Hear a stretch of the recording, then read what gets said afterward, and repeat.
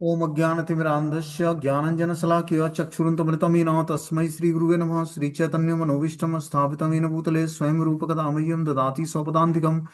वन्देऽहं श्रीगुरुः श्रीयुतपदकमलं श्रीगुरून् वैष्णवाचं श्रीरूपं साग्रजातं सागण रघुनाथान्वितं तं सजीवं साद्वैतं सावधूतं परिजनसहितं कृष्णचैतन्यदेवं श्री राधा कृष्ण पादान सागण ललिता श्री विशाखानमृताश्च नित्यानंदम नमस्तुभ्यं प्रेमानंद प्रदायते कलौ कल्मष नाशाय जानवीपतये नमो नमो महावदन्याय कृष्ण प्रेम प्रदायते कृष्णाय कृष्ण चैतन्य नामिने गुरुदेव नमः।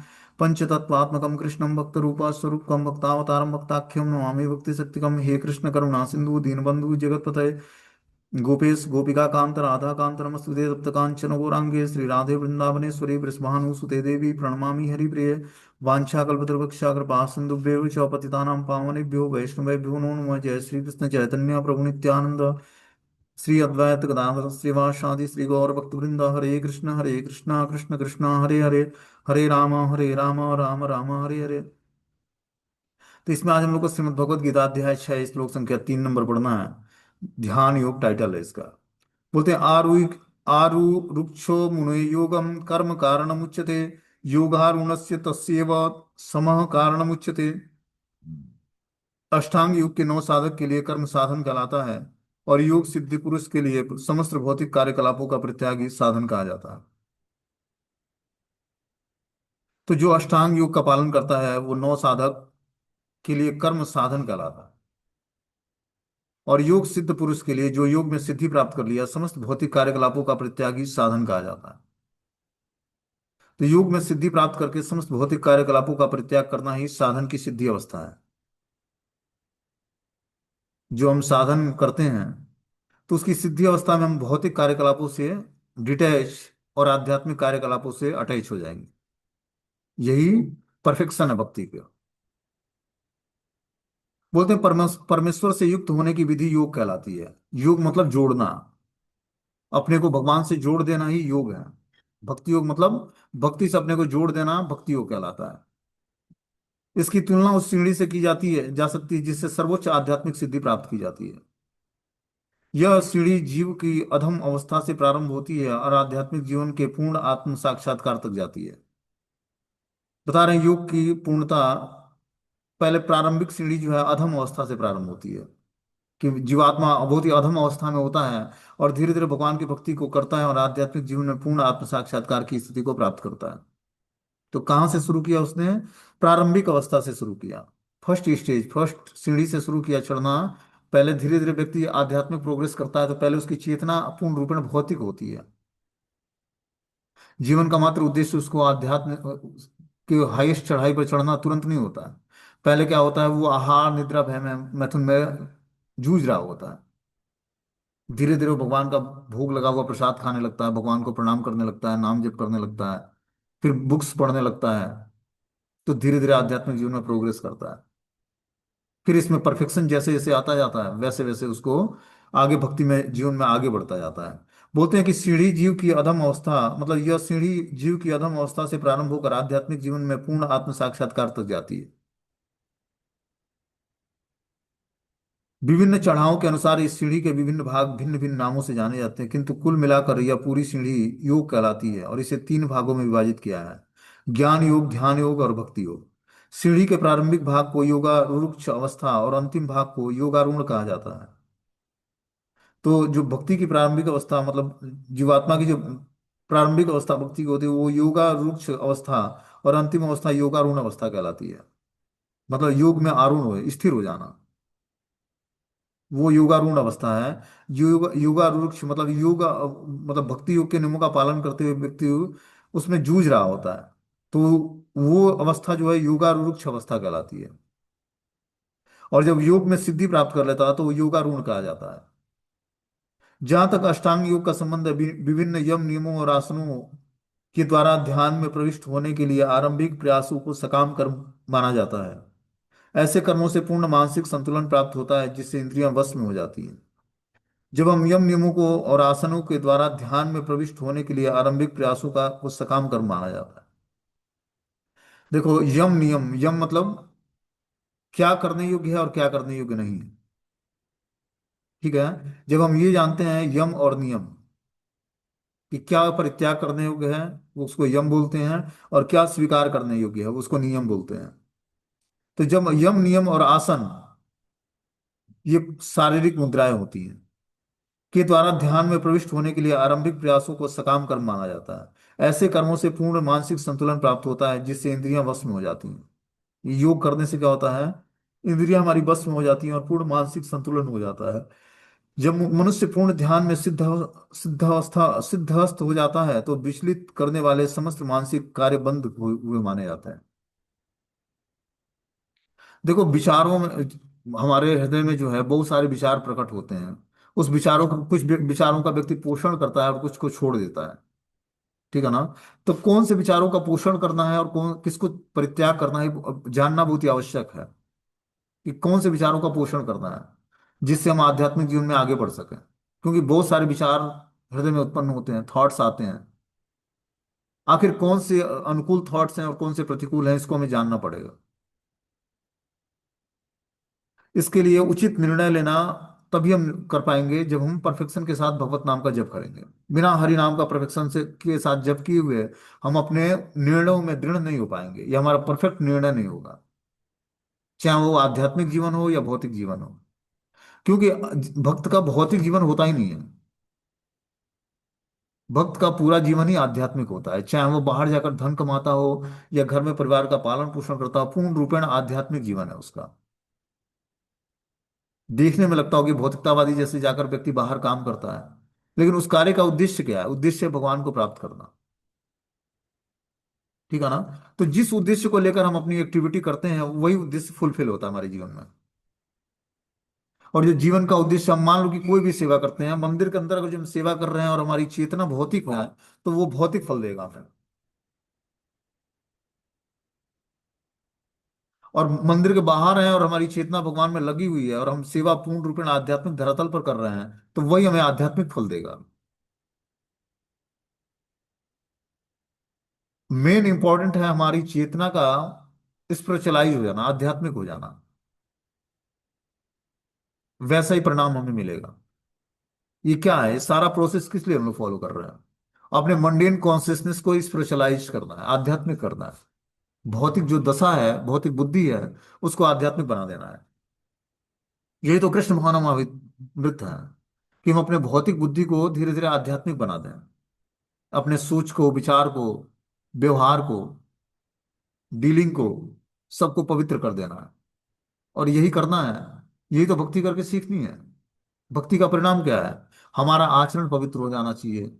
हमारा वाणी, व्यवहार, विचार, बुद्धि, मन, इंद्रियां, सब पवित्र अवस्था में आ जानी चाहिए, जिससे हर समय भगवान का चिंतन हो सके। यही तो अध्यात्म है। और अध्यात्म का मतलब कुछ दूसरा थोड़ी ना होता है। अध्यात्म का मतलब है कि हर एक एक्टिविटी हमारी भगवान की प्रसन्नता के लिए हो जाए। हमारा विचार, हमारा व्यवहार, हमारा आचार जो भी है, वो सब भगवान के भाव में होने लगे। तो हमें कर्मों का परिणाम नहीं, रिएक्शन नहीं भोगना पड़ेगा, या कुछ हमसे त्रुटि नहीं होगी। और इसी को अध्यात्म बोलते हैं। बोलते हैं जहां तक अष्टांग योग का संबंध है, विभिन्न यम नियमों तथा आसनों के द्वारा ध्यान में प्रविष्ट होने के लिए आरंभिक प्रयासों को सकाम कर्म माना जाता है। ऐसे कर्मों से पूर्ण मानसिक संतुलन प्राप्त होती है, जिससे इंद्रियां बस में हो जाती हैं। जब मनुष्य पूर्ण ध्यान में सिद्धस्त हो जाता है, तो विचलित करने वाले समस्त मानसिक कार्य बंद हो जाते हैं।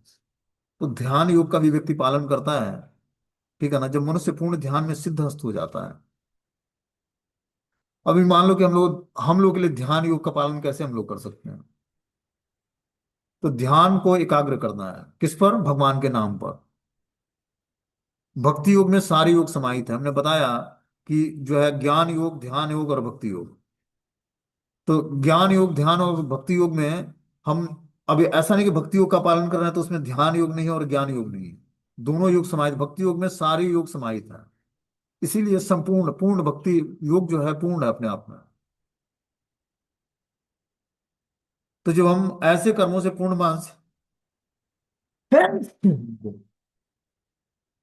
मानसिक संतुलन बना लेते हैं, जिससे इंद्रियां वश में हो जाए, तब मनुष्य पूर्ण ध्यान में सिद्धस्त हो जाता है और विचलित करने वाली समस्त मानसिक कार्य बंद हो जाते हैं। किंतु कृष्ण भावनाभाविक व्यक्ति प्रारंभ से ही ध्यानावस्थित रहता है, क्योंकि वह निरंतर कृष्ण का चिंतन करता है। इस प्रकार कृष्ण की सेवा में सतत व्यस्त रहने के कारण उसके सारे भौतिक कार्यकलाप बंद हुए माने जाते हैं। तो बता रहे हैं कि जो व्यक्ति कृष्ण भावनावृत्त के प्रारंभिक अवस्था में ध्यानावस्थित रहता है, तो हम ध्यानावस्थित कैसे रहेंगे, मतलब ध्यान को अवस्थित स्थिर कैसे करेंगे। तो इसलिए बोला जाता है कि शुरुआती दौर पर हमें नाम को तेज उच्चारण करके जाप करना चाहिए, कि आस पड़ोस के लोग भी उसको सुन सकें और हम भी क्लियरली उसको सुन सकें।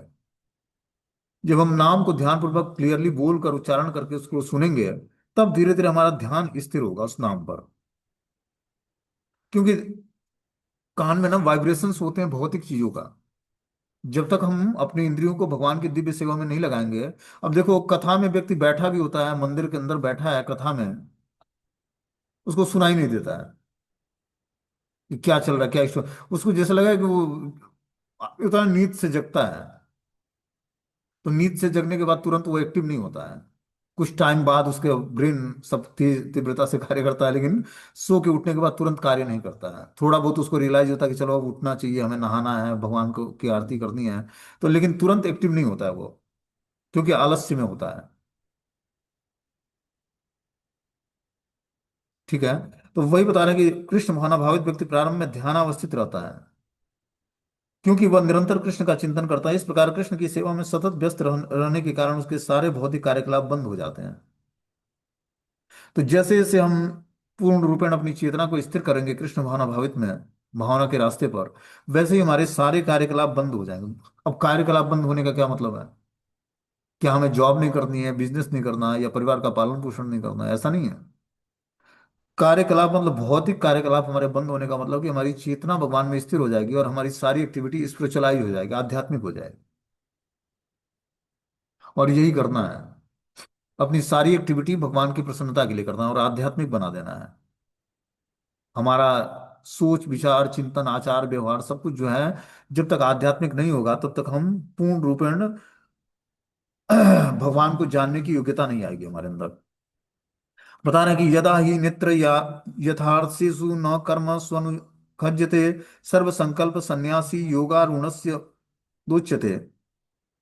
जब कोई पुरुष समस्त भौतिक इच्छाओं को त्याग करके न तो इंद्रिय तृप्ति के लिए कार्य करता है और न सकाम कर्मों में प्रवृत्त होता है, तो वो योगारूढ़ कहलाता है। हम योगा रुरुक्ष अवस्था हमने बताया और योगारूढ़ अवस्था बताया।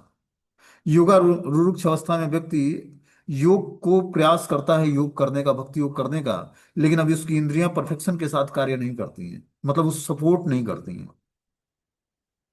जैसे हमने कान का एग्जांपल दिया, जब तक हम कान को आध्यात्मिक वाइब्रेशंस उसमें फुलफिल नहीं होगा, तब तक उसमें भौतिक वाइब्रेशंस जो है हमारे उधर जाने नहीं देगा साउंड को। कथा में बैठे बैठे हमें नींद आने लगेगी, लगेगा कि कथा विपत्ति बन गई है। भगवान की कथा चल रही है लेकिन वो विपत्ति लगेगा कि कब खत्म हुआ और मैं जल्दी प्रसाद पाने जाऊं।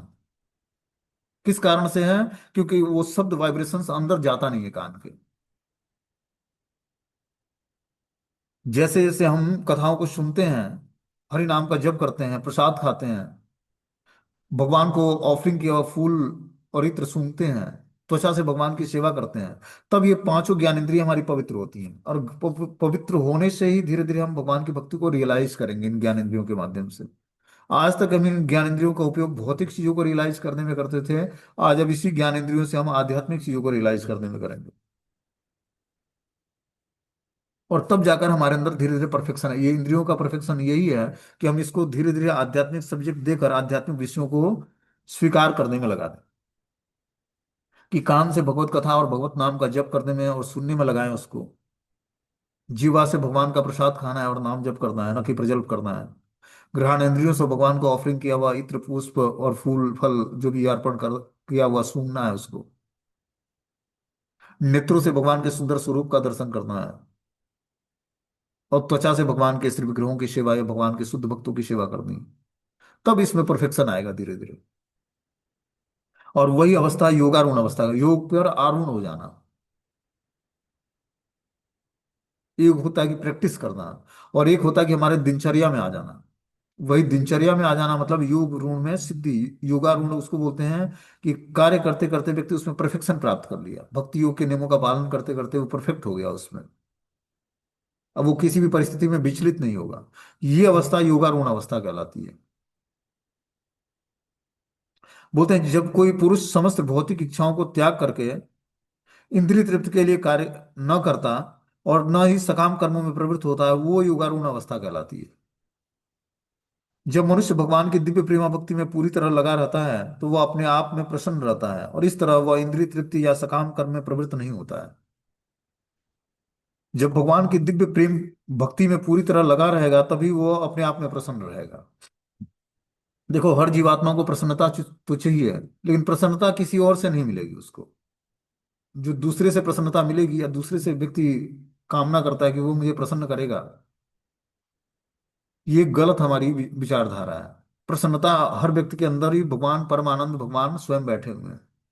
उसको आनंद प्राप्त करने के लिए किसी और की आवश्यकता नहीं है। बस क्या करें, परम आनंद भगवान की बातों को समझना शुरू कर दे, इंडिकेशन को समझना शुरू कर, खुद बाय खुद वो प्रसन्न हो जाएगा। उसको और किसी को प्रसन्न करने की किसी की जरूरत ही नहीं पड़ा। जीवात्मा अपने आप में ब्रह्मभूत प्रसन्न आत्मा। ये स्थिति जब प्राप्त होगी तो आपको प्रसन्न होने के लिए किसी की आवश्यकता नहीं होगी, आपको कोई आए और इंटरटेन करे और आप प्रसन्न हो। जब व्यक्ति पूर्ण रूपेण आत्म साक्षात्कार में स्थिर हो जाता है तब वो प्रसन्न आत्मा बन पाता है। अभी तो भौतिक संसार में हम लोग जूझ रहे हैं परिस्थितियों से, अपने कर्मों से, तो हर व्यक्ति दुखी है। अब दुखी आत्मा को बनना है सुखी आत्मा, तो सुखी आत्मा बनने के लिए हमें रियलाइज करना पड़ेगा। क्या रियलाइजेशन? आत्म साक्षात्कार, कि मैं शरीर नहीं आत्मा हूं। हमारा वास्तविक डेस्टिनेशन क्या है, परमात्मा के इंडिकेशन को समझकर और उस हिसाब से कार्य करना। तब व्यक्ति जाकर धीरे धीरे प्रसन्न हो पाता है। और ये प्रसन्न होना बहुत ही छोटी स्थिति है अध्यात्म के रास्ते पर। ऐसा नहीं कि बहुत बड़ी स्थिति है, बहुत छोटी स्थिति कि आप प्रसन्नता प्राप्त कर लिए। ये परफेक्शन नहीं कि आप 100% परफेक्ट हो गए, आप प्रसन्न आत्मा होगा। परफेक्ट अवस्था तो ये है कि अब संसार का भान ही ना हो उसको। क्या सुख क्या दुख, क्या ठंडी क्या गर्मी, सुखे दुखे समय कृत्वा लाभालाभो जया जो ततो युद्धायु जस्य नैवं पापम वाप्स्यसि। ये स्थिति प्राप्त हो जाए कि सुख दुख लाभ हानि जीवन मरण जस अब जस जो भी है, उस परिस्थिति में उसको कुछ फर्क ही नहीं पड़ता। पूर्ण रूपेण एकाग्र बुद्धि है। ऐसी स्थिति को प्राप्त करके व्यक्ति जो है युद्ध में सफल होता है। हर व्यक्ति युद्ध में जूझ रहा है अपने साथ, जो है माया का जो युद्ध छिड़ा हुआ है हर व्यक्ति के जीवन में, उससे हर भक्त जूझ रहा है उसको। और उसी में परफेक्शन प्राप्त करना है कि उस माया के जो अगेंस्ट हमने युद्ध छिड़ा है उसमें विजय कैसे प्राप्त करें। हम्म। तो विजय तभी प्राप्त होगी जब हम आध्यात्मिक शक्तियों से समन्वित होंगे। और आध्यात्मिक शक्ति ऐसे कैसे आती है? जब हम दृढ़ता पूर्वक भगवान के नाम रूप गुण लीलाओं के चिंतन ध्यान जप तप में लगेंगे, तब जाकर धीरे धीरे हमारे अंदर आध्यात्मिक शक्ति आएगी। और फिर जाकर हम पूर्ण रूपेण जो है समभाव की स्थिति प्राप्त करेंगे और प्रसन्न हो जाएंगे। बिना संभाव की स्थिति प्राप्त किए हुए जीवात्मा पाप करने के नेचर को छोड़ नहीं सकता है। और जब तक इस नेचर से व्यक्ति को छुटकारा नहीं मिलेगा तब तक वो डिफ्रेशिएट करता रहेगा अलग अलग लोगों में, अलग अलग देश। ये हिंदुस्तानी है, पाकिस्तानी है, अफगानिस्तानी है, ये इंडियन भक्त है, ये बंगाली है, महाराष्ट्रियन है, ये बिहारी भक्त है। ये क्या है? सब शारीरिक लेवल की उपाधियां हैं। हर व्यक्ति भगवान का नित्य दास हो। अब भगवान ने राढ़ देश में भगवान नित्यानंद को प्रकट किया, चैतन्य महाप्रभु ने। बंगाल के ऐसे ऐसे गांव में भगवान के शुद्ध भक्त प्रकट हुए जहां दूर दूर तक गंगा का जल नहीं प्रवाहित होता है, सूखा ही सूखा रहता है, बस कटीले झाड़ियां उत्पन्न होती हैं। उन जगहों पर भगवान के भक्त प्रकट हुए। लेकिन सब जब मिले एक जगह पर जगन्नाथपुरी या नवदीप धाम में, तो सबने क्या किया, मिलकर संकीर्तन। अब उनके अंदर ये श्रीवास आंगन में ये डिफरेंशिएट नहीं किया था कि ये जो है राढ़ देश से आया हुआ है और ये मायापुर का है। वहां तो सब दिव्य कीर्तन में सब महाप्रभु के नित्य सिद्ध पार्षद बन गए। तो जब हम कीर्तन में एक साथ सभी लोग नृत्य करते हैं मिलकर, तो क्या होता है, हम अपनी शारीरिक अस्तित्व को भूल जाते हैं, रुग्णता अवस्था से ऊपर उठ पाते हैं। इसलिए संकीर्तन में जुड़ना आवश्यक है। बिना संकीर्तन में जुड़े हुए हम अपनी रुग्ण अवस्था से ऊपर नहीं उठ पाएंगे, मानसिक धरातल से ऊपर नहीं उठ पाएंगे।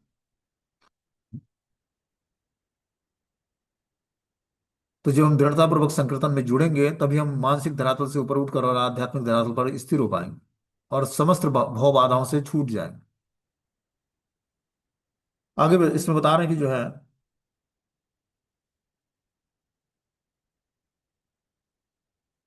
उद्धरे दात्मात्मानं नात्मानं अवसादयित आत्म आत्मेव हा आत्मनो बंधुरात्मेव रिपुरात्मनः। मनुष्य को चाहिए कि अपने मन की सहायता से अपना उद्धार करे और अपने को नीचे न गिरने दे। यह मन बद्ध जीव का मित्र भी है और शत्रु भी है। तो मन के कारण ही हमें कभी कभी जो है सुख का अनुभव होता है, कभी दुख का अनुभव होता है। मन की सहायता से अपना उद्धार करना है। तो मन की सहायता से उद्धार कैसे होगा? तो मन को भगवान में लगाना पड़ेगा। मन हमारा मित्र भी है और शत्रु भी है, बता रहे हैं यहाँ पर कि मन बद्ध जीव का मित्र भी है और शत्रु भी है। तो मित्र कैसे है? जब मन में आध्यात्मिक विचार उत्पन्न हो, भगवान की सेवा, भक्तों की सेवा करने का विचार उत्पन्न हो, तो मन हमारा मित्र है। और इसके विपरीत अगर जो मन शत्रुवत काम कार्य करता है, जो हमारी भक्ति में अवरोध उत्पन्न करता है, जिसके कारण हम ढीले पड़ जाते हैं, तो मन हमारा शत्रु है। जैसे ठंड में है तो अलार्म लगाए व्यक्ति 3:30 बजे उठने का। अब 3:30 बजे अलार्म बजा और उसको लगा के 5 मिनट और सो जाना चाहिए, अलार्म बंद करके 5 मिनट और, अब 5 मिनट की जगह 50 मिनट निकल गया, पता नहीं लगा। तो मन ने इंडिकेट किया कि 5 मिनट और सो ले, फिर उठ जाना 5 मिनट बाद। और 5 मिनट करते करते 50 मिनट निकल गया। तो क्या हमने मन का सुना? और मन हमारा उस समय मित्र नहीं है, शत्रु है हमारा। अलार्म बजे और वो बोले मन की अब उठ जाओ, अब 5 मिनट नहीं, अब तुरंत उठना ही उठना है, तब वो हमारा मित्र है। तो इस तरह से मन को मित्र बनाना पड़ेगा। बता रहे हैं, मनुष्य को चाहिए कि अपने मन की सहायता से अपना उद्धार करे। हर व्यक्ति को अपना उद्धारक खुद ही बनना पड़ेगा। कोई आपको, दूसरा कोई व्यक्ति आपको आपका उद्धार नहीं कर सकता है। खुद व्यक्ति को प्रैक्टिस करने, साधना भक्ति का मतलब है कि अपनी इंद्रियों को शांत करके भगवान की दिव्य सेवा में लगाना। गुरु वैष्णव साधु शास्त्र जो भी हैं वो हमारे लिए एक फेवरेबल कंडीशन बता देंगे, चलना अपने ही को पड़ेगा। उनका काम है बताना, अपना काम है उसको फॉलो करना। तो फॉलो हम तभी कर पाएंगे जब हम मानेंगे बात को और उसको अपने प्रैक्टिकली जीवन में उतारेंगे। बता रहे कि प्रसंग के अनुसार आत्मा शब्द का अर्थ है शरीर, मन तथा आत्मा होता है। योग पद्धति में मन तथा आत्मा का विशेष महत्व है, क्योंकि मन ही योग पद्धति का केंद्र बिंदु है। अतः इस प्रसंग में आत्मा का तात्पर्य मन होता है। योग पद्धति का उद्देश्य मन को रोकना और इंद्रिय विषयों के प्रति आसक्ति से उसे हटाना है। यहाँ इस बात पर बल दिया गया है कि मन को इस प्रकार प्रशिक्षित किया जाए जिससे वह बद्ध जीवन को अज्ञान के दलदल से निकाल सके। इस जगत में मनुष्य मन तथा इंद्रियों के द्वारा प्रभावित होता है। वास्तव में शुद्ध आत्मा इस संसार में इसलिए फंसा हुआ है क्योंकि मन मिथ्या अहंकार में लगकर प्रकृति के ऊपर प्रभुत्व जताना चाहता है। सारा खेल जो है मन का है, ठीक है ना। मन ही हमें क्या करता है, इस भौतिक संसार में फंसा देता है और मन ही हमें इस भौतिक संसार से मुक्त कर देता है। तो मुक्त करने वाला मन जो है वो हमारा मित्र है और फंसाने वाला मन जो है हमारा शत्रु है। तो कैसे हम जानेंगे कि हमारा मन जो है सही कार्य कर रहा है कि नहीं, सही निर्देश दे रहा है या नहीं? तो जो मन हमारे भक्ति के अनुकूल हमारे अंदर थॉट्स उत्पन्न करता है, विचारों को पैदा करता है, इंद्रियों को भगवान की दिव्य सेवा में लगाता है, वही मन पवित्र है। और जो मन हमारे आध्यात्मिक जीवन में बाधा बनता है कि चलो अभी 10 मिनट बात कर लेंगे या 2-4 महीने देख लेते हैं उसके बाद भक्ति कर लेंगे, क्या दिक्कत है? तो ऐसा जो मन है वो क्या है, हमारा शत्रु है। हमें मन के हिसाब से कार्य नहीं करना है, हमें शास्त्रों के हिसाब से कार्य करना है, गुरु के हिसाब से कार्य करना है। भगवत गीता पढ़ने का मतलब है कि हम टाइम मैनेजमेंट जान जाएं, लाइफ मैनेजमेंट जान जाएं, मनी मैनेजमेंट जान जाएं। हर चीज का मैनेजमेंट जो है भगवत गीता से हम सीख सकते हैं, लेकिन इसको फॉलो करना पड़ेगा। इसीलिए इसका उपयोग भौतिकतावादी व्यक्ति भी करता है। ऐसा नहीं कि भौतिकतावादी व्यक्ति भगवत गीता नहीं पढ़ता, उसका उपयोग नहीं करता, ऐसा नहीं है।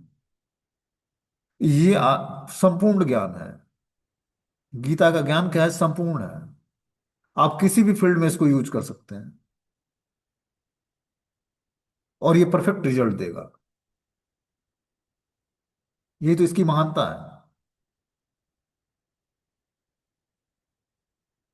इसीलिए हम इसको, हर व्यक्ति इसको यूज कर सकता है, चाहे वो भौतिकतावादी व्यक्ति हो या आध्यात्मिक जीवन जीने वाला व्यक्ति हो। जैसे विचारों विचारों का पोषण करेगा, जिस स्वरूप में इसको समझेगा उसी स्वरूप में ये हमें ज्ञान प्रदान करेगा।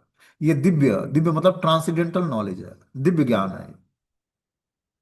दिव्य ज्ञान का स्वभाव क्या होता है? जो व्यक्ति जिस स्वरूप में इसको भजेगा, अब हरि नाम का जप करते हुए आप भौतिक इच्छाओं को बनाए रखोगे तो आपको भौतिक इच्छाएं तृप्त कर देगा हरि नाम। वो अपराध पूर्ण जाप होता है। आपके समस्त भौतिक इच्छाओं को प्रदान कर देगा हरि नाम। भगवान की सेवा करके जो व्यक्ति जिस भाव में भगवान को भजता है, भगवान उसी भाव में उसको भजते हैं, वो इच्छाओं का पोषण करते हैं। इसलिए हमें अपने भाव को सुधारना है। और भाव तभी सुधरेगा जब हम प्रैक्टिस करेंगे। अब कई बाबा जी लोग बताते हैं कि भाव में भगवान की भक्ति करो, भाव में भोग लगा दो। अरे पहले भोग लगाने का प्रैक्टिस करो कि अच्छे तरीके से मंत्र उच्चारण करके गुरु परंपरा के माध्यम से। अरे भाव, भक्ति भाव में होती है। तो भाव हमारा शुद्ध रहेगा तभी तो हम भाव में भक्ति कर पाएंगे ना। अब भाव शुद्ध ही नहीं है अभी, और सोचते हैं कि राधा कृष्ण को हम भाव में खिला रहे हैं। एक ब्राह्मण था, खीर बनाया और भगवान को खीर बनाने लगा तो दूध लगा, ध्यान में देखा कि दूध ले आ रहा हूँ, फिर दूध को गर्म कर रहा हूँ, उसमें चावल भून के डाल रहा हूँ, उसमें ड्राई फ्रूट्स मिला रहा हूँ, और फिर जो है खीर उबल रहा है, गिरने लगा तो आंच धीमा करा मैंने।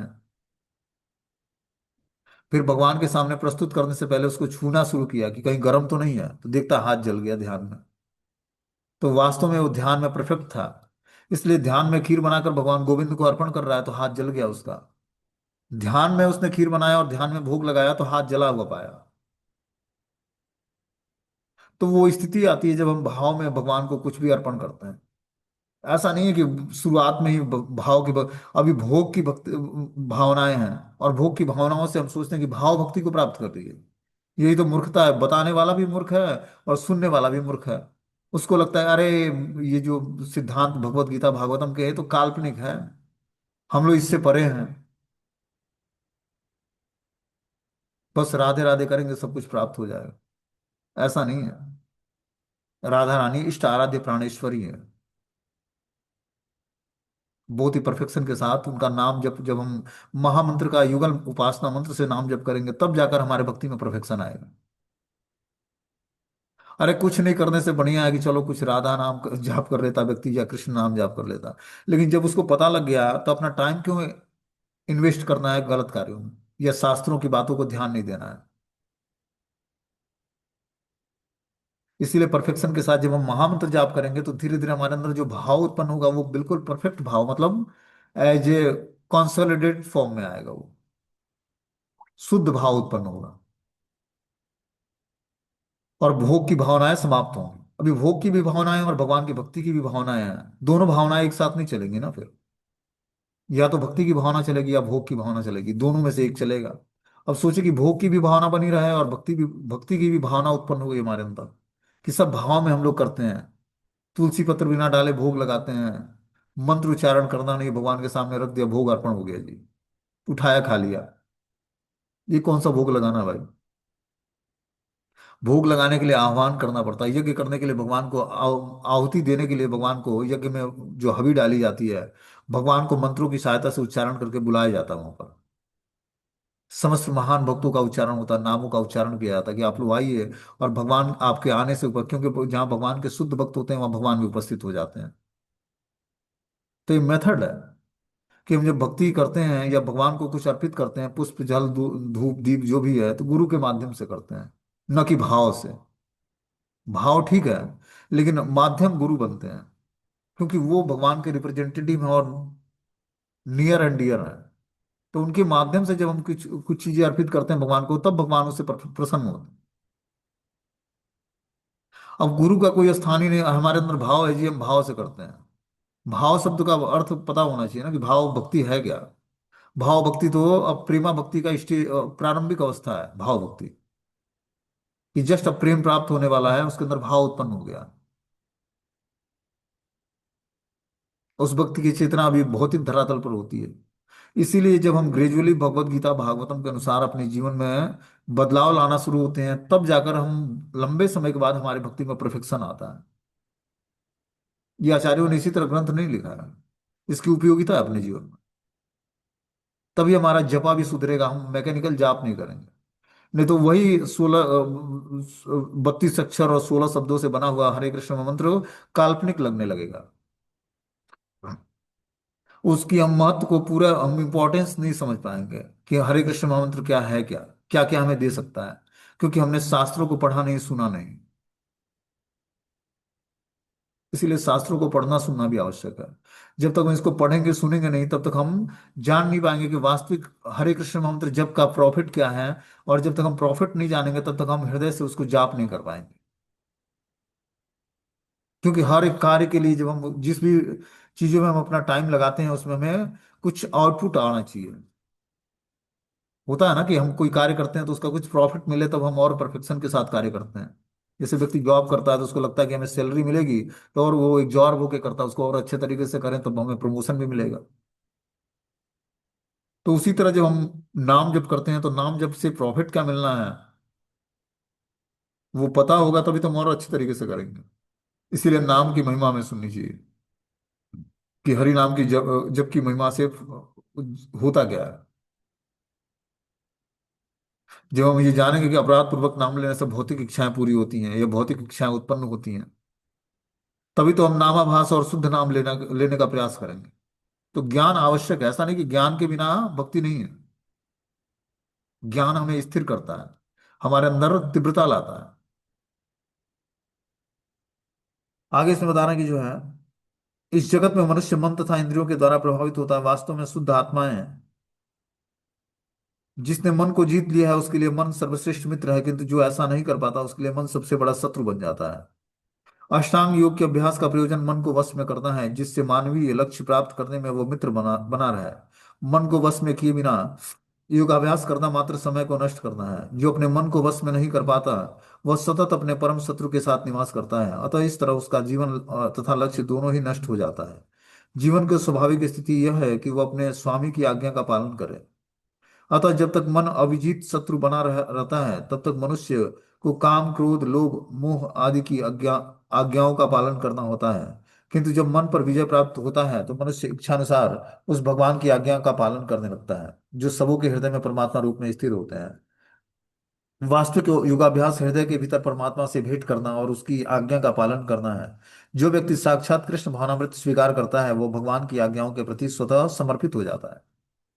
तो जैसे ही हम कृष्ण भावनामृत को स्वीकार करेंगे, वैसे ही हम भगवान की आज्ञाओं के प्रति समर्पित हो जाएंगे। अब समर्पित होने का क्या मतलब है, कि भगवान की आज्ञाओं के प्रति समर्पित होने का मतलब है कि अब हमारा जीवन जो है शास्त्रों की बातों को ध्यान में रखते हुए हम अपना जीवन जीना शुरू करेंगे। कि अनुकूल से संकल्पम प्रतिकूल से वर्जनम, कि क्या अनुकूल है हमारे भक्ति के लिए और क्या प्रतिकूल है। जब हम ये जानने लगेंगे और अनुकूल चीजों को स्वीकार करेंगे और प्रतिकूल चीजों को छोड़ेंगे, तो क्या होगा, रक्षित इति विश्वासो हमारे अंदर, कि रक्षित इति विश्वासो मतलब कृष्ण अवश्य रक्षा करेंगे, इस बात पर हमें पूर्ण विश्वास हो जाएगा। और तब व्यक्ति और परफेक्शन के साथ क्या करता है, भगवान की भक्ति में जुड़ता है। जब उसको रक्षा लगता है कि कृष्ण हमारी रक्षा अवश्य करेंगे, तब वो और अच्छे तरीके से भक्ति करने का प्रयास करता है। और उसके अंदर से धीरे धीरे निर्भीकता आ जाती है उसके अंदर, कि कृष्ण है हर परिस्थिति में, और हर परिस्थिति में हमारी रक्षा करेंगे जी। तब वो भगवान का आश्रय लेता है। आप आश्रय किसका लेते हो, जो आपको हिम्मत प्रदान शक्ति प्रदान करता है, जो आपको सुरक्षा प्रदान करता है। व्यक्ति धन का आश्रय किस लिए लेता है, धन उसको सुरक्षा देता है, उसको एनर्जी देता है। जो भी चीज चाहिए वो खरीद सकता है धन से, इसलिए वो धन का आश्रय लेता है। जब वही जीवात्मा जान जाएगा कि कृष्ण हमें सब कुछ देने वाले हैं, तब वो कृष्ण का आश्रय लेगा। यूं ही कोई व्यक्ति भगवान का आश्रय नहीं लेता है। आश्रय तब लेता है जब भगवान उसका समस्त आश्रय छीन लेते हैं। यही गोविंद की कृपा है।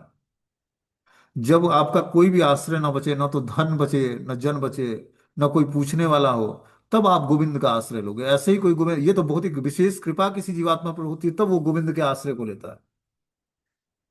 भगवान का आश्रय लेना सबके बस का नहीं है। आप अपने जीवन में देख सकते हो कि आपने कितना भगवान का आश्रय लिया और कितना अन्य अन्य चीजों का लिया है। किससे आपको हिम्मत मिलती है?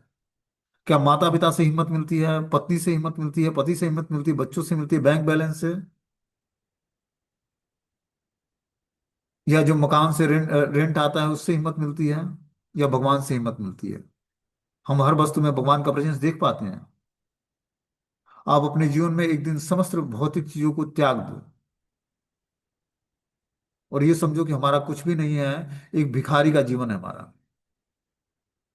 उस अवस्था में आप कृष्ण का आश्रय लो, जब आपके पास अन्य कोई आश्रय ना बचे। ये तो भगवान की कृपा जिस पर होती है, वो वही इस आश्रय को समझ पाता है और इस आश्रय को रियलाइज कर पाता है कि गोविंद के अलावा अब उसका कोई आश्रय ही ना बचे। और यही स्थिति प्राप्त करके जीवात्मा भगवान के धाम जाता है। अब ये अवस्था हो सकता है 2 जन्म लगे या 10 जन्म लगे या इसी जन्म में प्राप्त हो जाए। समझ रहे बात को, कि पूर्ण रूपेण आश्रित हो गया भगवान पर और भगवान ने उसको अपना आश्रय प्रदान कर दिया। अब कहाँ रहेगा, कहाँ खाएगा, क्या पहनेगा, क्या ओढ़ेगा, सब कुछ भगवान अब उसको उसकी पूर्ति करते हैं, प्रेरणा देकर किसी को भेज देते हैं। जैसे हम देखते हैं कि जो है माधवेंद्र पुरी पाद जी थे, बैठकर गोविंद कुंड पर नाम जप कर रहे थे। तो भगवान स्वयं दूध लेकर आते हैं कि बाबा, बाबा दूध पी लो। अभी जो माताएं गई हैं उन्होंने भेजा है कि बाबा बैठकर जाप कर रहा है गोविंद कुंड पर, उसे भूख लगी हुई है और ब्रज में हमारे वहां कोई भूखा नहीं सोता है, तो आप क्या करो, ये दूध पी लो। तो जिसकी भगवान चिंता करने लगे वो व्यक्ति पूर्ण रूपेण आश्रित है भगवान पर, कि कहाँ खाएगा, कहाँ पिएगा, कहाँ सोएगा, क्या पहनेगा, ये भगवान की चिंता बन जाए उसे। ये स्थिति प्राप्त करने के बाद जीवात्मा पूर्ण रूपेण भगवान का आश्रय ग्रहण। जैसे मान लो कि बच्चा माता पिता का आश्रय लेता है, क्यों लेता है? माता पिता उसे सुरक्षा प्रदान करते हैं, उसे प्रोटेक्शन देते हैं, उसकी इच्छाओं को तृप्त करते हैं, तो वो आश्रित रहता है उन पर। धन चाहिए, चाहे जो भी चीजें चाहिए, तो उनका आश्रित है। उसी तरह जीवात्मा को भगवान का आश्रय लेना पड़ेगा, हर चीजों पर भगवान आश्रित हो जाना चाहिए उसको, कि पूर्ण रूपेण आश्रय भगवान का लिए लेगा। तो अब किसी भी भौतिक चीजों से या किसी और व्यक्ति से उसकी कोई कामना ही नहीं है, डिजायरलेस, किसी से कोई इच्छा नहीं है। ये स्थिति धीरे धीरे प्राप्त करनी है कि पूर्ण रूपेण आश्रित हो जाए भगवान के। और ये तो भगवत कृपा से ही होती है। जब जीवात्मा तीव्रता से भगवान का भजन करेगा और प्रेयर करेगा, हे प्रभु आप हमें आश्रय प्रदान करें, हमारा कोई अन्य आश्रय न बचे, कोई उम्मीद न बचे किसी से।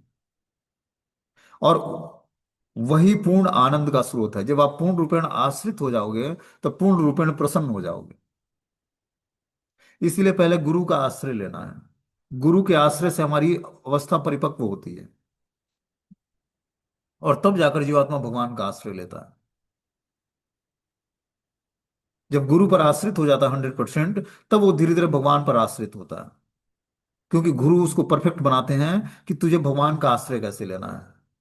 अब तेरी सारी समस्त चिंताएं भगवान हरण करेंगे, क्या खाओगे, क्या पहनोगे, कहाँ रहोगे, कैसे अपना जीवन जियोगे। ये भगवान का आश्रय ले लिया, अब वो भगवान की चिंता बन गई। और वो जब पालन पोषण करते हैं तो एक राजपुत्र की तरह करते हैं। जैसे राजा का पुत्र होता है तो राजपुत्र को चिंता नहीं होती है राज्य में क्या खाएगा, कहाँ क्या पहनेगा, क्या खाएगा, कहाँ सोएगा, कहाँ घूमेगा।